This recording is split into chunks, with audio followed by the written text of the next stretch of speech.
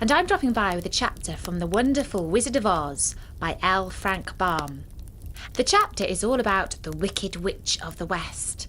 And Bertie says you might want to listen to this around Halloween. We are starting the story not at the beginning, but in the middle. Well, I'd better give you a quick summary of the plot so far. Dorothy is an orphan who lives on a farm in America, in the state of Kansas. One day, the farmhouse with Dorothy and her little dog inside is picked up by a giant wind called a tornado, and she is swept away to the land of Oz. She walks down a yellow brick road and meets a scarecrow, a tin woodman, and a cowardly lion. They are all on their way to the Emerald City to seek help from the wonderful Wizard of Oz. The wizard agrees to help them, but first they must kill the Wicked Witch of the West. And this is the story of how they set out to do just that. But before the story, I'd wondered if you'd like to meet a vampire called Edward. You can find him in the best-selling Twilight series of books by Stephanie Meyer. And you can download an audio reading from our sponsor, Audible.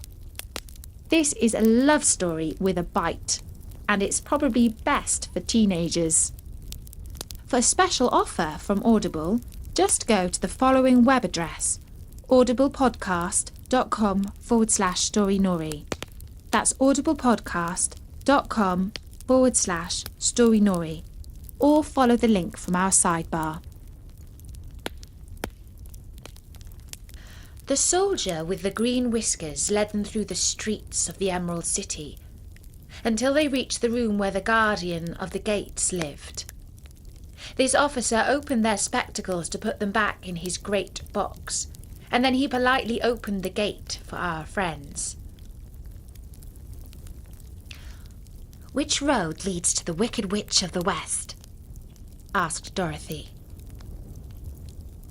"There is no road," answered the guardian of the gates. "No one ever wishes to go that way."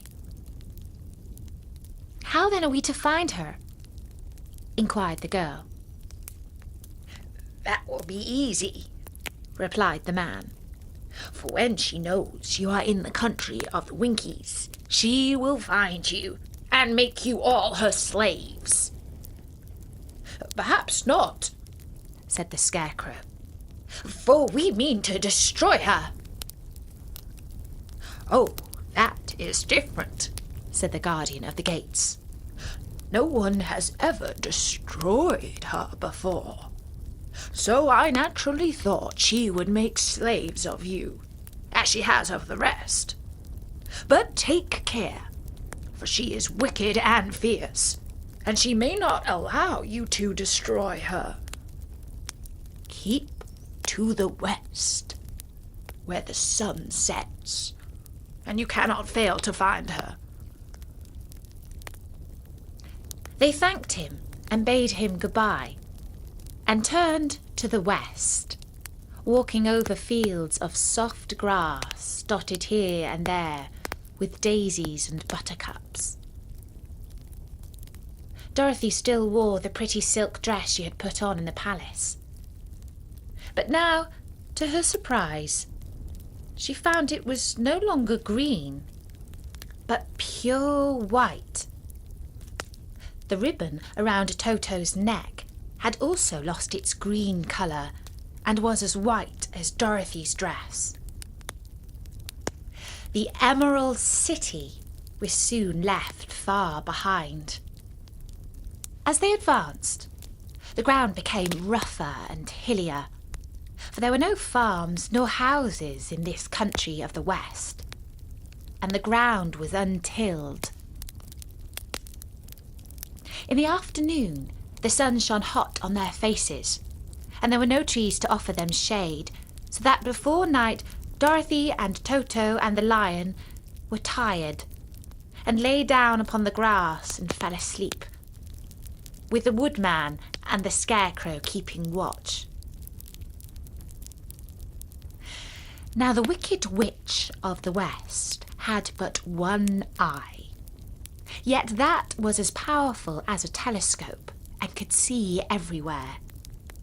So as she sat in the door of her castle, she happened to look around and saw Dorothy lying asleep, with her friends all around her. They were a long distance off, but the Wicked Witch was angry to find them in her country, so she blew upon her silver whistle that hung around her neck. At once there came running to her from all directions a pack of great wolves.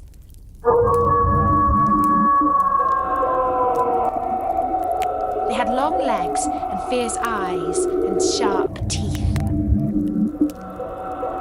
"Go to those people," said the witch, "and tear them to pieces." Are you not going to make them your slaves? Asked the leader of the wolves. "One is a girl and another a lion. None of them is fit to work, so you may tear them all into pieces." Very well, said the wolf, and he dashed away at full speed, followed by the others. It was lucky that the Scarecrow and the Woodman were wide awake and heard the wolves coming. This is my fight, said the Woodman. So get behind me, and I will meet them as they come. He seized his axe, which he had made very sharp, and as the leader of the wolves came on the Tin Woodman, he swung his arm and chopped off the wolf's head from its body so that it immediately died. As soon as he could raise his other axe, another wolf came up, and he also fell under the sharp edge of the Tin Woodman's weapon. There were 40 wolves, and 40 times a wolf was killed, so that at last they all lay dead in a heap before the Woodman. Then he put down his axe and sat beside the Scarecrow, who said, "It was a good fight, friend." They waited until Dorothy awoke the next morning. The little girl was quite frightened when she saw the great pile of shaggy wolves, but the Tin Woodman told her all. She thanked him for saving them and sat down to her breakfast, after which they started again upon their journey. Now this same morning, the Wicked Witch of the West came to the door of her castle and looked out with her one eye that could see far off. She saw all her wolves lying dead and the strangers still travelling through her country. This made her angrier than before, and she blew her silver whistle twice. Straight away, a great flock of wild crows came flying towards her, enough to darken the sky. And the Wicked Witch said to the King Crow, "Fly at once to the strangers and peck out their eyes and tear them to pieces." The wild crows flew in one great flock towards Dorothy and her companions. When the little girl saw them coming, she was afraid. But the Scarecrow said, "This is my battle, so lie down beside me and you will not be harmed."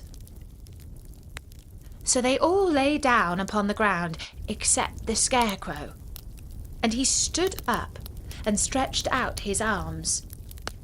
And when the crows saw him, they were frightened, as these birds always are by scarecrows, and did not dare to come any nearer. But the King Crow said, "It is only a stuffed man. I will peck out his eyes." The King Crow flew at the Scarecrow, who caught it by the head and twisted its neck until it died. And then another crow flew at him, and the Scarecrow twisted its neck also. There were 40 crows, and 40 times a Scarecrow twisted a neck, until at last all were lying dead beside him. Then he called to his companions to rise, and again they went upon their journey. When the Wicked Witch looked out again and saw all her crows lying in a heap, she got into a terrible rage and blew 3 times upon her silver whistle.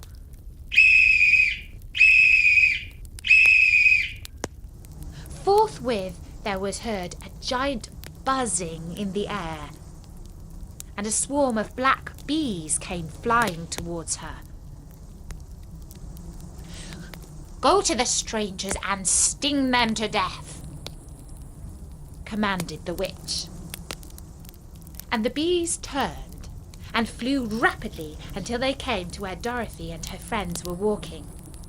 "Take out my straw and scatter it over the little girl and the dog and the lion," he said to the woodman.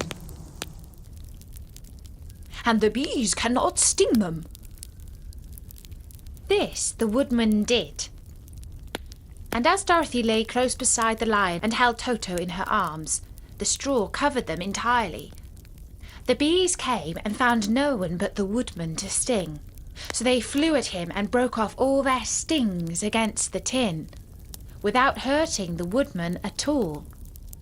And as bees cannot live when their stings are broken, that was the end of the black bees, and they lay scattered thick about the woodman, like little heaps of fine coal.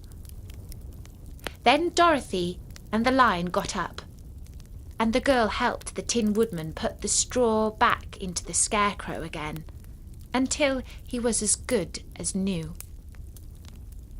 So they started upon their journey once more. The witch was so angry when she saw her black bees in little heaps like fine coal, that she stamped her foot and tore her hair and gashed her teeth. And then she called a dozen of her slaves, who were the Winkies, and gave them sharp spears, telling them to go to the strangers and destroy them. The Winkies were not a brave people, but they had to do as they were told. So they marched away until they came near to Dorothy. Then the lion gave a great roar and sprang towards them, and the poor Winkies were so frightened that they ran back as fast as they could. When they returned to the castle, the Wicked Witch beat them well with a strap and sent them back to their work, after which she sat down to think what she could do next. She could not understand that all her plans to destroy these strangers had failed. But she was a powerful witch, as well as a wicked one, and she soon made up her mind how to act. There was in her cupboard a golden cap, with a circle of diamonds and rubies running round it. This golden cap had a charm.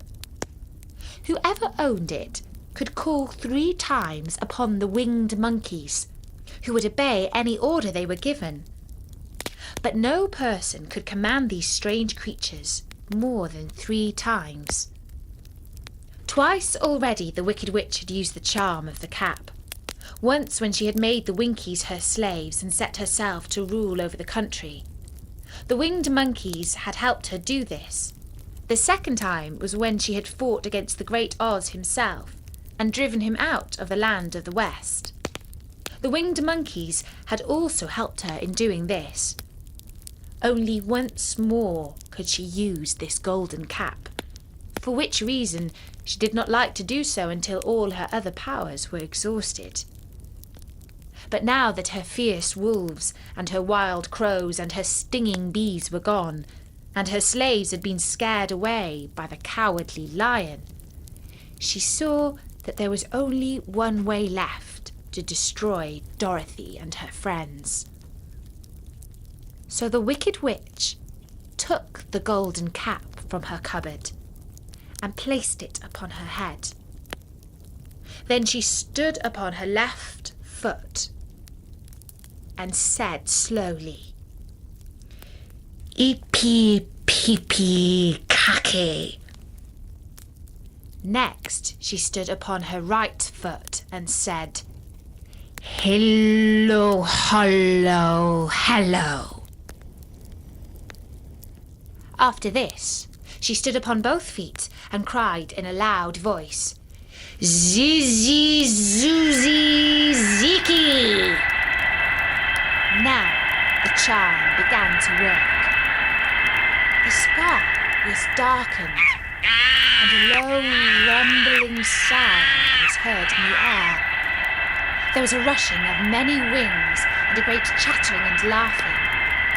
And the sun came out of the dark sky to show the wicked witch surrounded by a crowd of monkeys, each with a pair of immense and powerful wings on his shoulders. One, much bigger than the others, seemed to be their leader. He flew close to the witch and said, You have called us for the third and last time. What do you command? Go to the strangers who are within my land and destroy them, all except the lion, said the wicked witch. Bring that beast to me, for I have a mind to harness him like a horse and make him work. Your command shall be obeyed, said the leader. Then with a great deal of chattering and noise, the winged monkeys flew away to the place where Dorothy and her friends were walking.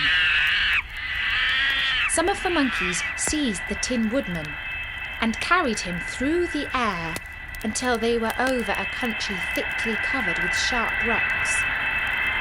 Here they dropped the poor woodman, who fell a great distance to the rocks, where he lay so battered and dented that he could neither move nor groan. Others of the monkeys caught the Scarecrow, and with their long fingers pulled all of the straw out of his clothes and head. They made his hat and boots and clothes into a small bundle and threw it into the top of the branches of the tall tree. The remaining monkeys threw pieces of stout rope around the lion and made many coils about his body and head and legs, until he was unable to bite or scratch or struggle in any way. Then they lifted him up and flew away with him to the witch's castle, where he was placed in a small yard with a high iron fence around it, so that he could not escape. But Dorothy they did not harm at all. She stood with Toto in her arms, watching the sad fate of her comrades, and thinking it would soon be her turn. The leader of the winged monkeys flew up into the air, his long hairy arms stretched out and his ugly face grinning terribly. But he saw the mark of the good witch's kiss upon her forehead, and stopped short, motioning the others not to touch her. We dare not harm this little girl, for she is protected by the power of good, and that is greater than the power of evil. All we can do is to carry her to the castle of the wicked witch and leave her there. So carefully and gently they lifted Dorothy in their arms and carried her swiftly through the air until they came to the castle, where they set her down on the front doorstep. Then the leader said to the witch, We have obeyed you as far as we were able. The Tin Woodman and the Scarecrow are destroyed, and the lion is tied up in your yard. The little girl we dare not harm, nor the dog she carries in her arms. Your power over our band is now ended, and you will never see us again. Then all the winged monkeys, with much laughing and chattering and noise, flew into the air and were soon out of sight. The wicked witch was both surprised and worried when she saw the mark on Dorothy's forehead. for she knew well that neither the winged monkeys nor she herself dare hurt the girl in any way. She looked down at Dorothy's feet, and seeing the silver shoes began to tremble with fear, for she knew what a powerful charm belonged to them. At first the witch was tempted to run away from Dorothy, but she happened to look into the child's eyes and saw how simple the soul was behind them, and that the little girl did not know of the wonderful power the silver shoes gave her. So the wicked witch laughed to herself and thought, "I can still make her my slave, for she does not know how to use her power." Then she said to Dorothy, harshly and severely, "Come with me, and see that you mind everything I tell you, for if you do not, I will make an end of you, as I did to the Tin Woodman and the Scarecrow." Dorothy followed her through the many of the beautiful rooms in the castle, until they came to the kitchen, where the witch bade her clean the pots and kettles, and sweep the floor, and keep the fire red with wood. Dorothy went to work meekly, with her mind made up to work as hard as she could, for she was glad the wicked witch had decided not to kill her. With Dorothy hard at work, the witch thought she would go into the courtyard and harness the cowardly lion like a horse. It would amuse her, she was sure, to make him draw her chariot wherever she wished to go to drive. But as she opened the gate, the lion gave a loud roar and bounded up so fiercely that the witch was afraid and ran out and shut the gate again. "If I cannot harness you," said the witch to the lion, speaking through the bar of the gate, "I can starve you. You shall have nothing to eat until you do as I wish." So after that she took no food to the imprisoned lion, but every day she came to the gate at noon and asked, "Are you ready to be harnessed like a horse?" And the lion would answer, "No. If you come into this yard, I will bite you." The reason the lion did not have to do as the witch wished was that every night, while the woman was asleep, Dorothy carried him food from the cupboard. After he had eaten, he would lie down on his bed of straw, and Dorothy would lie beside him and put her head on his soft, shaggy mane, while they talked of their troubles and tried to plan some way to escape. But they could find no way out of the castle, for it was constantly guarded by the yellow Winkies, who were the slaves of the wicked witch, and too afraid of her not to do as she told them. The girl had to work hard during the day, and often the witch threatened to beat her with the same old umbrella she always carried in her hand. But in truth, she did not dare to strike Dorothy because of the mark upon her forehead. The child did not know this and was full of fear for herself and Toto. Once, the witch struck Toto a blow with her umbrella, and the brave little dog flew at her and bit her leg in return. The witch did not bleed where she was bitten, for she was so wicked that the blood in her had dried up many years before. Dorothy's life became very sad as she grew to understand that it would be harder than ever to get back to Kansas and Aunt Em again. Sometimes she would cry bitterly for hours, with Toto sitting at her feet and looking into her face, whining dismally to show he was sorry for his little mistress. Toto did not really care whether he was in Kansas or the land of Oz, so long as Dorothy was with him. But he knew that the little girl was unhappy, and that made him unhappy too.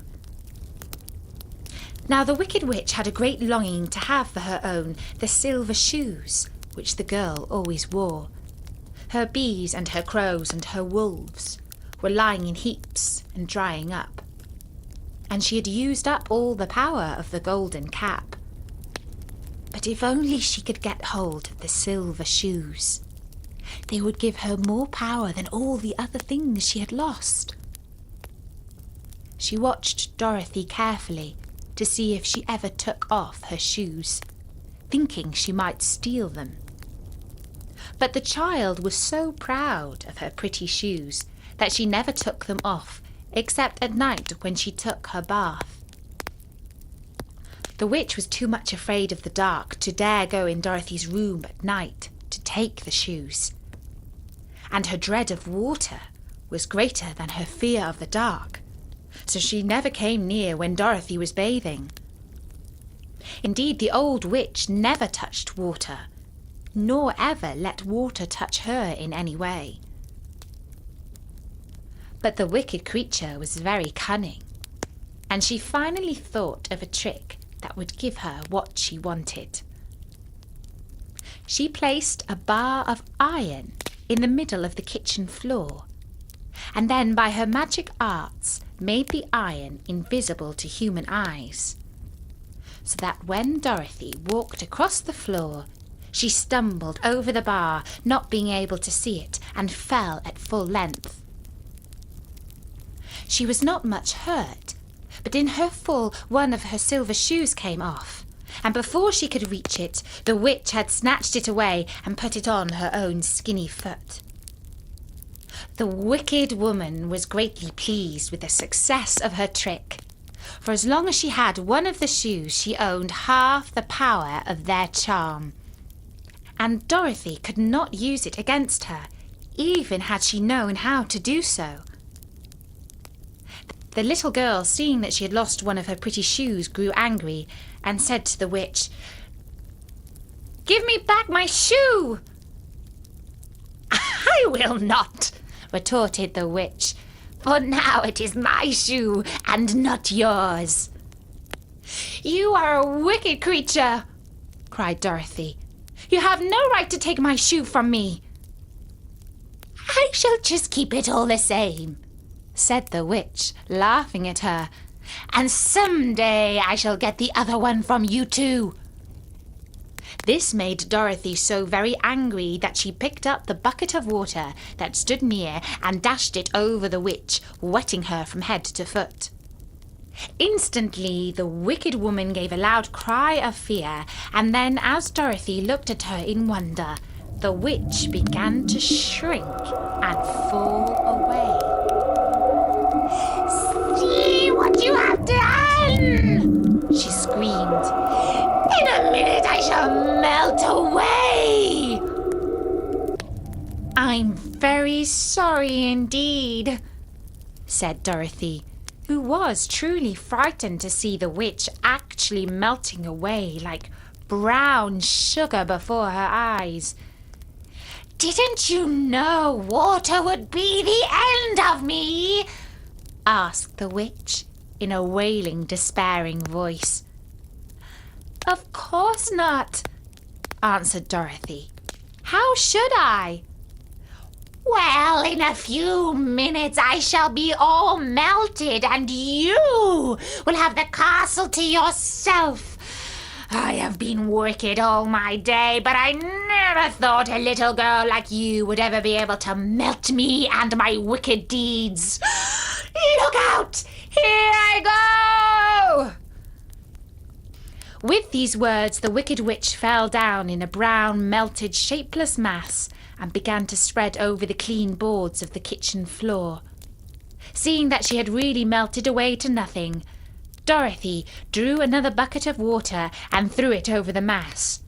She then swept it all out the door after picking out the silver shoe, which was all that was left of the woman.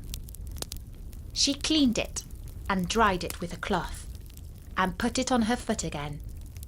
Then, being free at last to do as she chose, she ran out to the courtyard to tell the lion that the Wicked Witch of the West had come to an end, and that they were no longer prisoners in a strange land.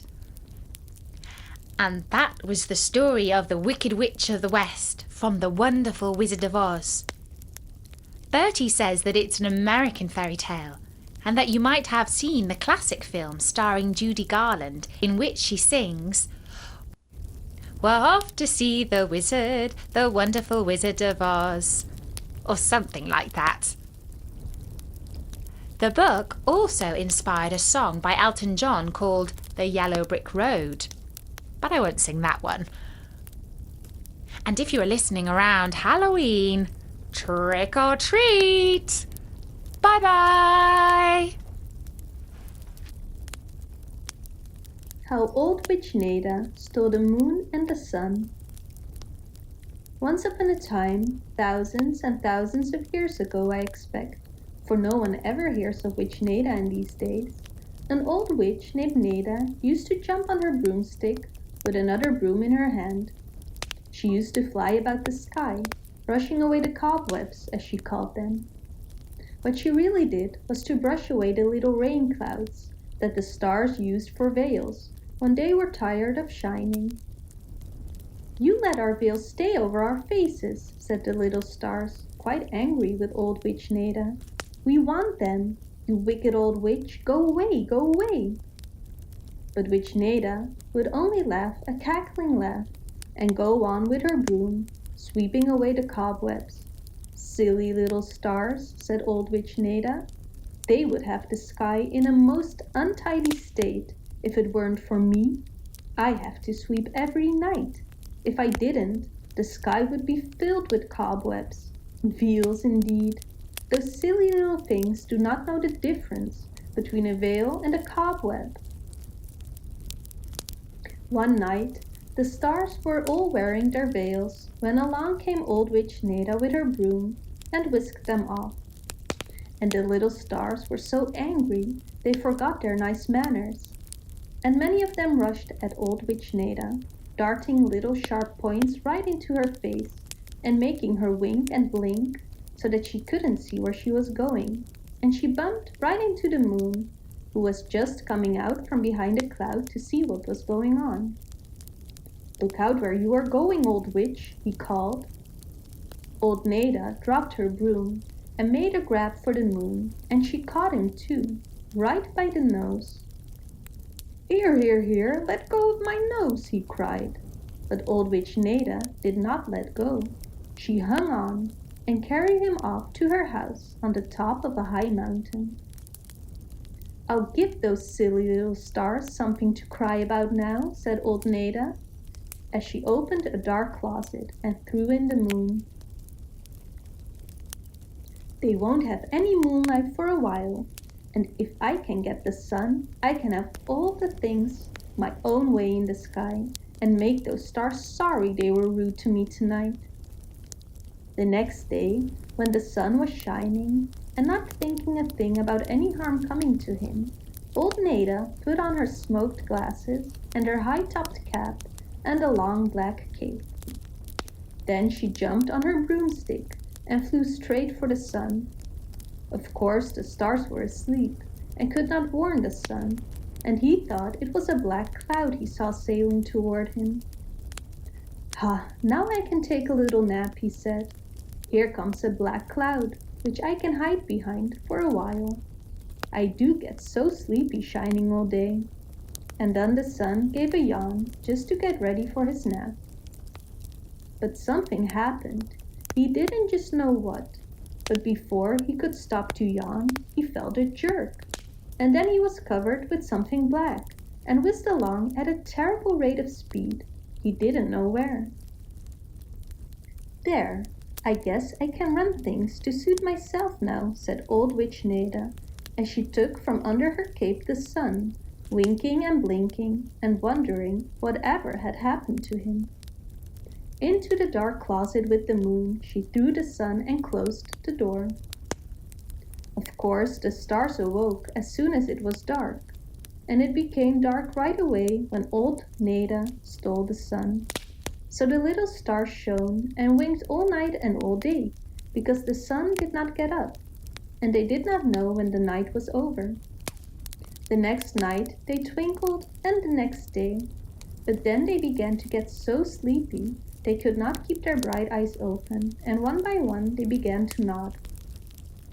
I wonder what can be the matter with us, said one star, trying to keep awake.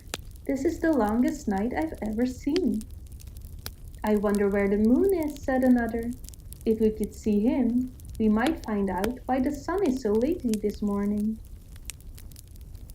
Old Witch Neda was flying about, hidden beneath her black cape, and she laughed to herself as she heard what the stars were saying.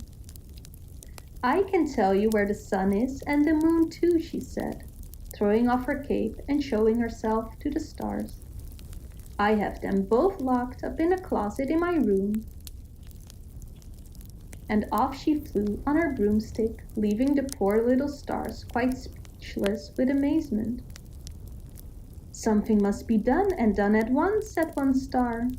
If we let that old witch have the sun and moon, who knows what will become of us? But what can we do? Asked another star.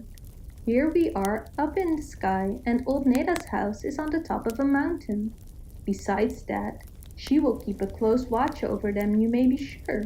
What can we do, and what will become of us? One of us must go down there and let them out, said the first star. Now, which one of us will go? That's the first thing to settle.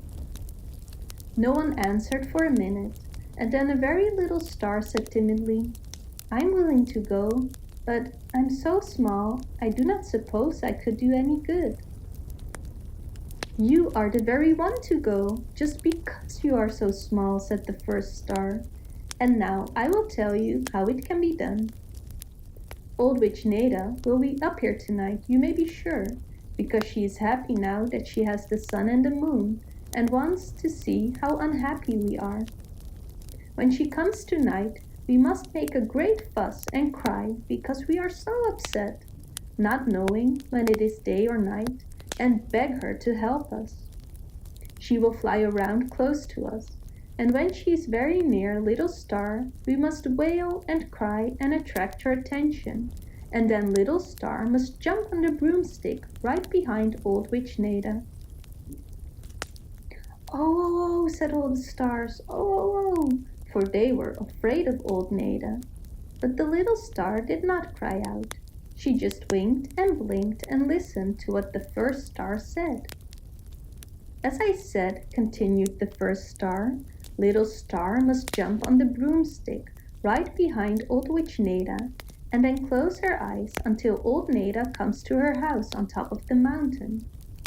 Of course, she can only take just one look then, just to see where the old witch goes. And Little Star must stay very still until old Neda goes to bed, for she usually sleeps in the daytime. When all is still and you are sure old Witch Neda sleeps, then you must go about very carefully and quietly until you find the closet where the sun and the moon are kept prisoners and unlock the door. But what good will that do? Asked one star. They will be out of the closet. But how will they ever get back to their places in the sky? The old witch will never bring them, of course. Wait, my dear sister, and I will tell you even how that can be managed, said the first star. After you have released the sun and the moon, Little Star, you must hurry to the place where the old witch keeps her magic broomstick and jump on it. Smooth it 3 times one way and then 3 times in the opposite direction, and it will obey you. You must be very careful, however, to smooth it but one way until you have the sun and moon safely on it with you. But hush, hush, here comes Old Witch Neda. Old Witch Neda cackled and chuckled when she heard the wailing and crying the stars were making over the loss of the sun and the moon. Oh, give them back to us, give them back to us, they cried. We will never be rude to you again, even when you pull up our veils. Ha ha, said the old witch, laughing loudly. I guess you won't be rude to me, my silly little stars, for I intend to keep the old moon and sun locked in my closet and make you shine all the time until you are so sleepy you fall out of the sky. Ha ha ha. Oh, oh, cried the stars all together, and old Neda flew close to them to better see how they suffered. And then Little Star did as the first star had told her to do, and the next instant she was flying along with Old Witch Neda toward her house on the top of the mountain. Little Star looked just once and saw old Neda go into the house. Then she closed her eyes and waited until she was sure the witch was asleep. Very, very carefully, she opened the door and slipped in. Then she looked around, and from under the door she saw a very bright light, and knew that behind that door were the sun and the moon. The key was in the door, and it took only a second to turn it.